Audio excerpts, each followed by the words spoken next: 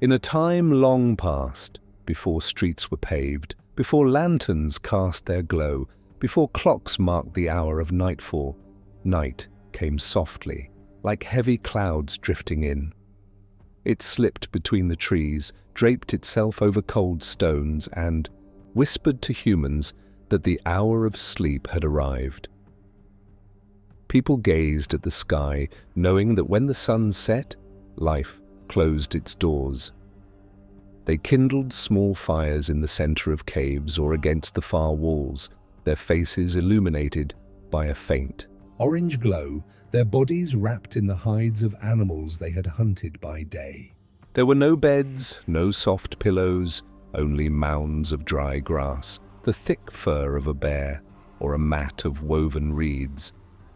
They slept as wolves did, curled upon themselves, listening to the wind, the drip of water from the cave's ceiling, the rhythmic breathing of those around them, for they all slept together, for warmth, for safety. No one stayed awake. There were no books to read, no candles that could burn through the night. Fire was fed with slow-burning branches, and when it dimmed, everyone knew it was time to close their eyes. Even dreams were simpler then. Perhaps one dreamed of a small hare that slipped away, or of rain suddenly falling upon the river. No, one asked what these dreams meant. They were not symbols or messages, just fleeting images that vanished like smoke. And so, sleep in the Stone Age was part of nature, neither complicated nor spoiled. They slept as the night slept upon the mountains, slowly, silently, with no need for explanation. In this series, we return to those forgotten ages. We slip into the homes of pharaohs, watch the lanterns in Roman gardens, climb the stone chambers of the Middle Ages, and walk barefoot with pilgrims sleeping in the heart of the desert. We go back to a time when sleep was simple, warm, when dreams were truer, and the night darker. Sleep in the Stone Age, when the sun hid behind the mountains, and the earth itself seemed to breathe around them, sleep was not a choice but a necessity. No comfort, no schedule. They slept when their bones ached, when hunger quieted, when darkness crept from behind the mountains and swallowed the last of daylight. Humans slept in caves beneath thick trees or between the jaws of boulders that resembled slumbering beasts. They chose places where their hair stood on end with a sense of safety, not ease, for there were no beds, only patches of earth less harsh than others. At the heart of the cave, a small fire burned softly, as if whispering, "Sleep now." They fed it dry branches. It was their light, their warmth, their first weapon against the unknown. The fire cast a hazy glow, turning the cave walls into dancing canvases of shadow and light. Sleep itself was neither long nor deep. A person would doze, then wake, check the fire, listen for sounds outside, then drift back into slumber. They slept in groups, children in the center, encircled by arms and backs, the elders spread around them like a fortress of protection. Sometimes primitive dogs or tame wolves lay beside them, sensing danger before it neared. The ground was lined with whatever they found, animal hides, tree branches, or even a layer of dry leaves spread over cold clay. No soft pillows, no warm blankets, just nature, raw and hard, yet familiar.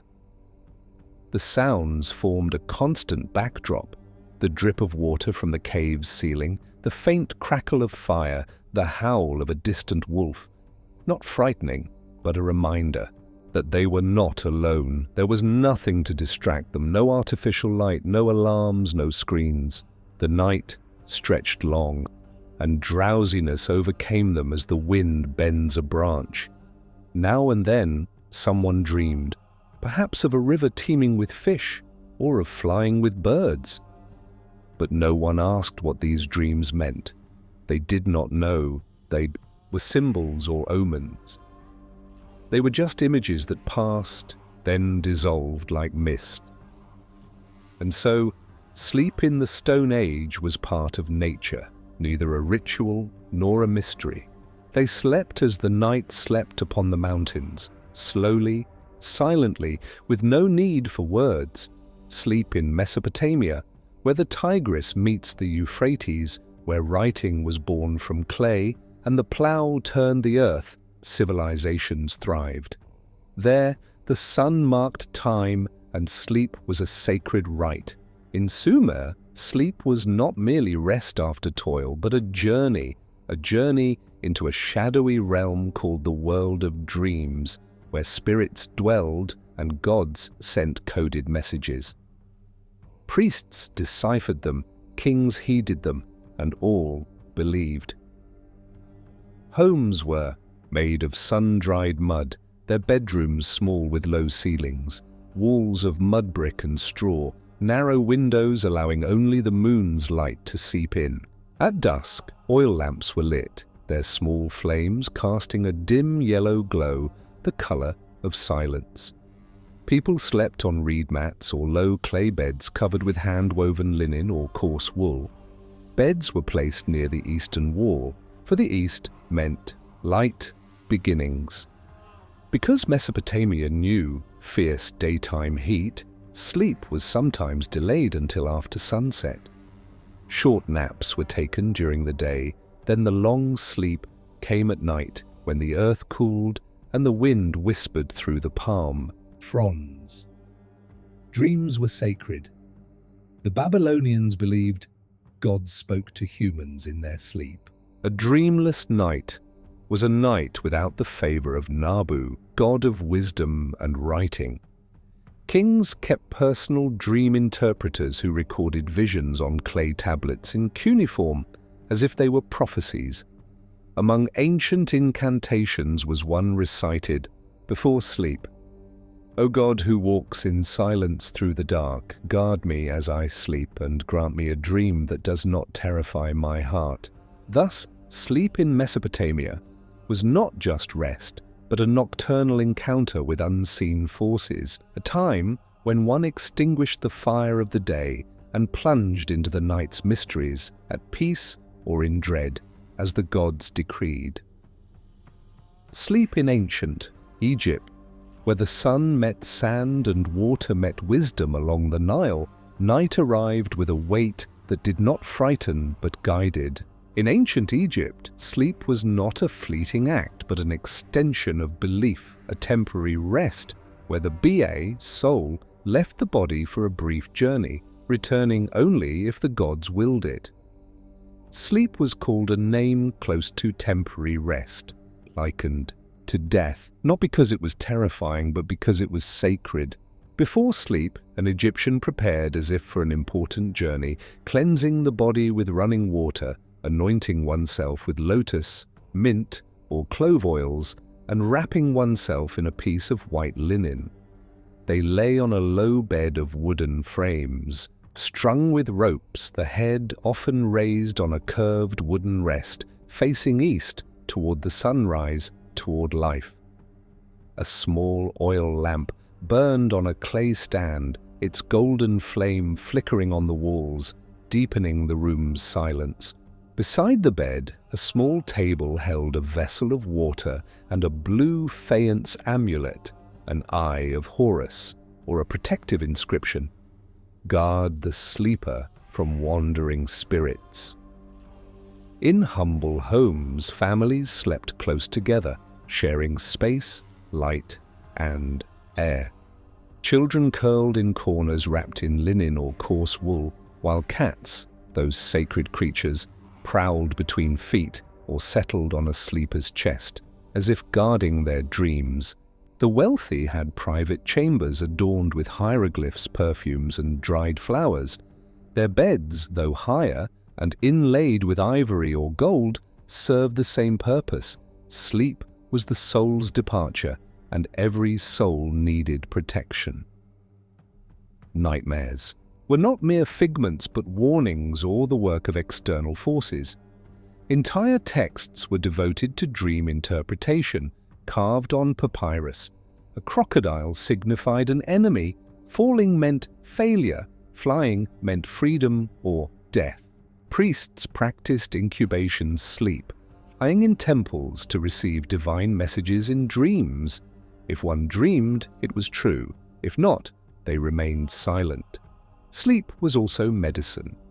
In healing temples like that of Imhotep, patients were instructed to sleep in blessed places, their bodies anointed with oils, awaiting a solution in their dreams. Sometimes incense was burned to dispel troubling spirits. A mother would sing to her child, "O sleep, messenger of the gods, take him gently and return him to me with the dawn unharmed." Thus, sleep in ancient Egypt was a complete spiritual experience, not beginning with closed eyes, but with the preparation of the soul, ending with the bars return to the body at the first light of dawn. Sleep in the Indus Valley civilization, in the quiet plains where the Indus River flowed, in cities like Mohenjo-Daro and Harappa, where fired bricks formed walls and breezes navigated straight alleyways as if they knew the path, a silent civilization lived, slept, and passed away like the wind. In the Indus Valley, sleep was part of order, the order upon which cities and homes and all of life were built.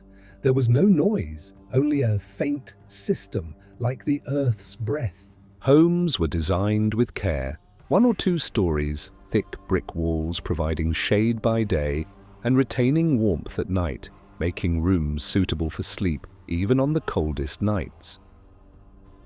Bedrooms were built in the innermost corners of the house, far from noise, near the inner courtyard, where moonlight fell softly on the clay floor and tree leaves swayed in the shadows. A bed, if there was one, was a low wooden platform or a woven reed mat covered with a simple cloth. The sleeper rested against a small pillow of cotton, wool, or even a soft bundle of straw. Air drifted through upper ventilation shafts while a clay lamp burned with a small flame, not enough to read by but enough to feel life breathing quietly. Sleep for the Indus people was not a religious ritual as in Egypt or Babylon, but a return to balance, to silence, to the self. They began their day with sunlight and ended it when the orange hue faded from the walls. There are no religious texts interpreting dreams, no carvings of gods guarding the sleeper, but the ruins tell of people who lived in cleanliness, order, and stillness, as if they believed the night did not frighten but repaired what the day had undone. Sleep was not disappearance, but quiet, necessary rest. The city slept as its people once did, beneath clay walls, amid silent drainage pipes, in alleys that still stand, waiting for someone to dream of them anew. Sleep in ancient China when the Yulka sun retreated behind the mountains and the wind stilled its breath among the bamboo pillars, the village returned to its silence. A silence not like stillness, but like an ancient wisdom understood without words. In ancient China, where life was built on harmony and governed by the seasons, the stars, and the dragon's undulations in the sky, sleep was a sacred act, not just rest for the body, but a return to the inner self. Taoist philosophers saw sleep as a moment when energies balanced. Yin was darkness, stillness, moisture, and sleep was the time of yin. To not sleep was to disrupt the balance, and to disrupt the balance was to corrupt the body and shake the small world within. In modest villages where houses were made of mud and flat wood, the floor was covered with straw mats, and a paper lantern hung on the wall, casting a yellow light like an old tale. People slept on their sides, covered in silk if they were lucky, or coarse linen in poorer homes. Beds, if they existed, were slightly elevated with carved wooden headrests, and beneath them, Small clay stoves warmed the room in winter. Children slept beside their mothers, who sang lullabies without melody, songs that echoed nature's rhythm. Sleep, for the mountains sleep, the river sleeps, and the bird on the branch has closed its eyes. In great cities like Chang'an or Luoyang, the wealthy slept in spacious rooms adorned with silk curtains, sprinkled with sandalwood incense or dried lotus flowers. Yet even they slept with the quietude of a farmer in his hut, for China had taught them that luxury did not disrupt harmony, and the night made no distinction between prince and woodcutter. Confucian texts stated that good sleep was a sign of an orderly mind and that overthinking spoiled dreams. Thus they regulated the day precisely, neither overburdening the mind nor the body. A person slept as a tree did, without noise, without struggle, without worry. In some Buddhist monasteries, monks slept in rows on wooden planks, no pillows, no blankets, breathing as if they were a single body. They slept at sunset and woke. With the first bird spreading its wings, a cycle nothing broke. In ancient Chinese imagination, sleep was not just rest, but a gateway to hidden worlds where spirits met and ancestors whispered what could not be said by day. Sleep in ancient China was a season of nature, a cornerstone of harmony, a quiet voice of wisdom, not written, but lived. Sleep in ancient Greece. When the sun set behind the columns of the Acropolis and the sky's colors faded like words retreating, from a poet's weary mouth, Athens descended into its silence, a silence not like quiet, but like deep thought unspoken. In ancient Greece, sleep was not merely a physical act, but a philosophical subject, a poetic theme, a sacred matter. It was a child of the gods, son of Nyx, goddess of night, and brother to Thanatos, god of death. Sleep and death, in Greek eyes, were siblings distinguished only by time. In simple stone and mud homes, people slept on low wooden beds covered with goatskin or linen. Pillows made of wool or straw supported only the neck, for comfort was not the goal, but balance. Air entered through small east-facing windows, where the sun first rose, so people woke with the first thread of light, as the sea awakened at the harbour. Wives retired after extinguishing oil lamps, gathering clay vessels, and locking the outer door with a small iron chain that made a soft sound like rain touching marble. Children slept on mats, and in winter they huddled near the stone hearth where smoke gathered at the ceiling, leaving its scent on the pillows, a scent like time. The wealthy knew carved beds and padded chairs, curtains of Egyptian fabric, but even in their palaces, sleep remained sacred. A small statue of Hypnos, god of sleep, was kept near the bed, as if sleep needed an invitation. Sleep was not a moment of forgetting, but of passage. It was believed that dreams were messages from the gods, sent by Morpheus, who slipped through windows and sat on the edge of pillows to whisper what could not be spoken by day. In temples, incubation rituals were practiced. Visitors slept in sanctuaries, awaiting a dream the priest would interpret at dawn, upon which decisions were made, whether to heal, to travel, to love, or to forget. Sleep was part of healing, especially in the temples of Asclepius, god of medicine, where patients were told to sleep, dream, then recount their visions, and treatment was built not on the body, but the soul. The night in Athens was silent, broken only by the wind through the columns, a distant dog's bark, or the steps of a philosopher lingering late, pondering meaning, or perhaps pondering nothing at all. Sleep was seen as an intellectual necessity, not just a biological one. Aristotle said that when the mind slept, it produced imaginary images, not all of them false. Plays were written about long slumbers or dreams that altered a hero's fate. Poets wrote of sleep as a sea in which one drowned without getting wet. In the countryside, sleep began at sunset and ended with the rooster's crow. No clock, no appointment, only nature. The earth slept, and it had the right to wake those upon it. Thus, sleep in ancient Greece was part of a contemplative life, a life that knew rest was not weakness, but wisdom. When the last torch on the edges of the agora was extinguished, thought itself rested. Sleep in ancient Rome as moonlight spilled over the columns like cold oil. The city, that city of ceaseless motion, retreated into stillness. Not the stillness of rest, but of order, as if even sleep was subject to an imperial law carved in stone. In ancient Rome, sleep was not random nor even intimate as in earlier civilizations, but a bodily function to be performed and then left behind. Or so the Romans believed, or so they were made to believe.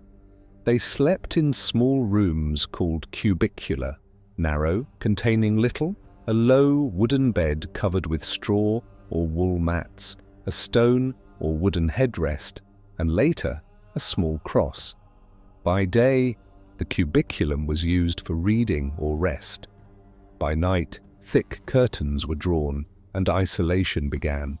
The wealthy, those who lived in domus, had larger rooms adorned with mosaics, sheer fabric curtains, and oil lamps carefully placed on marble tables. Yet sleep was not so different.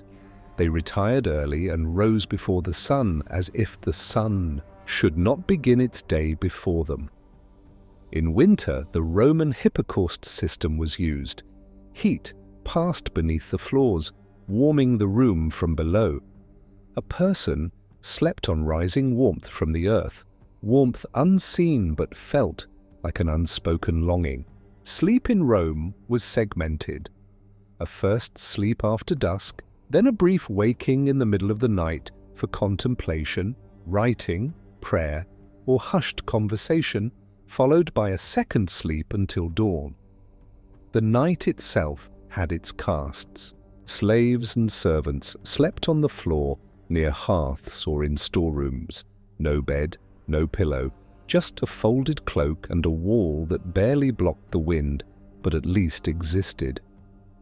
Soldiers slept in orderly rows on the ground, wrapped in their cloaks, swords beneath their heads, not for comfort, but for vigilance. Sleep was a duty performed in silence, then ended. Roman texts mention dreams only in passing, leaving them to poets, while philosophers saw sleep as a necessity devoid of emotion. Even Cicero once said, "Sleep is the mind's rest, but also a kind of torpor." The Roman spirit did not love idleness even in sleep. Yet deep down, they knew a secret they did not voice. The body did not always obey the sword. It demanded for itself a moment of forgetfulness, a moment of weakness called sleep. And so mothers kept the custom of lullabies, singing to children in the evening with soft voices as if entreating the gods to grant them a night without worry. In rural homes outside Rome, sleep was truer, under thatched roofs, beside crackling fires. The farmer slept after a long day in the fields, not questioning philosophy or class hierarchy, but sleeping as olives slept in their jars, quiet and steeped in time. And so, sleep in ancient Rome was part habit, part law, part silence. Needed by the emperor to contemplate tomorrow. Sleep in the Islamic Golden Age. While Europe slumbered in the darkness of ignorance, the Islamic world lit the lamps of knowledge one by one, until the night no longer frightened, but became a time for reading. In Baghdad, Cordoba, Nishapur, Cairo, in the Islamic Golden Age, sleep was not a moment of laziness, but a moment of recharging for a nation that made reading the first command descended from the heavens. People slept after the Isha prayer, as the Prophet advised, and woke before dawn, then returned to their beds or opened a mushaf, Quran, or wrote a line in a book. In humble homes, beds were made of wood, covered with cotton or wool pillows and draped with locally woven blankets, often embroidered with supplications or verses, so even the cover was a prayer. In the homes of scholars and physicians, shelves beside the bed held books on medicine, engineering, astronomy, and Sufism, a volume by Avicenna, another by Al-Razi. Sleep was part of an intellectual project that began by day and continued even in dreams. Sleep was important, but not excessive. Scholars said the night was for sleep, but not all of it. They slept in moderation, woke for knowledge, then returned to rest with quiet assurance, as if they had accomplished something in this world. In hospitals, or bimaristans, patients were also treated with sleep. Physicians understood that sleep was a medicine like any other, so they built quiet wards with comfortable mattresses, dim light, amber or rose perfume, and the distant sound of a flute. Sleep itself was a cure. Even in the House of Wisdom in Baghdad, time was allocated for sleep, for Muslims early understood that the mind could not work without rest, nor produce without tranquility. Some schools in Al-Andalus had small rooms for students to take brief naps, Khalwat al-Raha, chambers of rest, with a mat, a lamp, and a breeze from a narrow window. The student would sleep, then wake and resume studies in grammar, mathematics, or engineering. In villages, people slept in mud or brick houses, spreading simple rugs on the floor and using wool pillows. On summer nights, they slept on rooftops, gazing at the sky, saying, "Glory to you, you did not create this in vain," then closing their eyes, letting the soul journey in peaceful dreams. They taught their children the etiquette of sleep. To mention God's name, to lie on the right side, to extinguish the fire, and to say, "In your name, O Allah, I die and I live." Even in war, a Muslim soldier knew how to sleep, placing his sword near his pillow, but resting with the intention of safety, not killing. They said, "Sleep with the intention of dawn and wake with the intention of work." In Damascus, some perfumers sold sleep oils, musk and jasmine, dripped at night and inhaled before rest, the scent an invitation to temporary forgetfulness. In mosques, there was always someone sleeping in the back corner, not out of laziness, but for rest between prayers. This sleep was blessed, for it was in a pure place, at a time unlike any other. Thus, sleep in the Islamic Golden Age was filled with faith, blended with wisdom, ordered like prayer, and steadfast like knowledge. There was no chaos in it, no excess, but it was part of building a nation. As one said, in a time when people were asleep, we were dreaming, and we woke to make the dream real. Sleep in the Middle Ages, Europe. In medieval Europe, night was heavy, thick as stone. Sleeping quarters were crowded and cold. Families shared single rooms, huddling together not from love, but from necessity. Beds were straw sacks, rough woolen covers, sometimes crawling with fleas. Nobles had raised beds with thick curtains, not for decoration, but against draughts and for privacy in a world that lacked it. In monasteries, monks governed sleep by strict calendars, 2 phases punctuated by midnight prayers. Between first and second sleep, they might read, chant, or whisper. The poor rose with roosters, not clocks. Superstitions haunted the night. Nightmares thought to be demons pressing upon the chest. Crosses and herbs were placed above beds to banish them.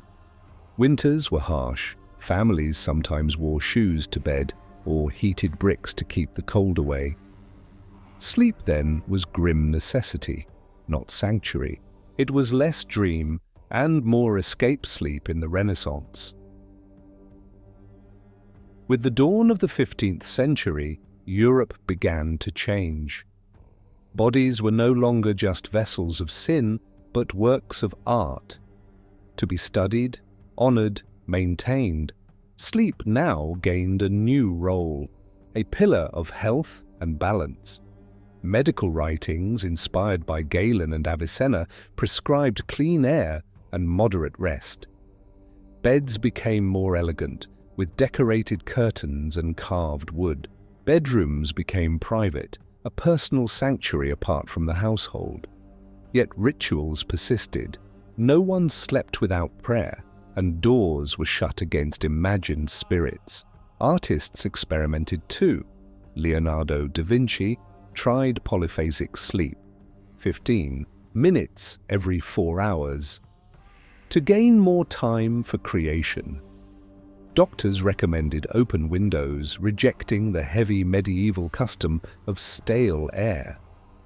The wealthy enjoyed elaborate chambers, yet peasants still slept as before, on straw, on wood, dreaming, perhaps of noble beds that did not creak. Painters depicted sleep itself.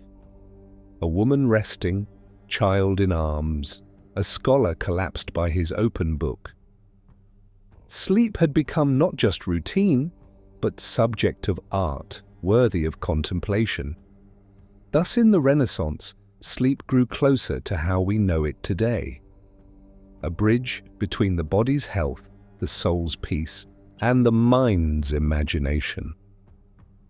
So across ages, through caves and temples, from clay beds to silk canopies, from whispered lullabies to sacred prayers, sleep was never just a pause, it was mirror of existence, a reflection of what humans feared, hoped, and believed. And just as the moonlight rests upon mountains, so too did sleep rest upon humanity.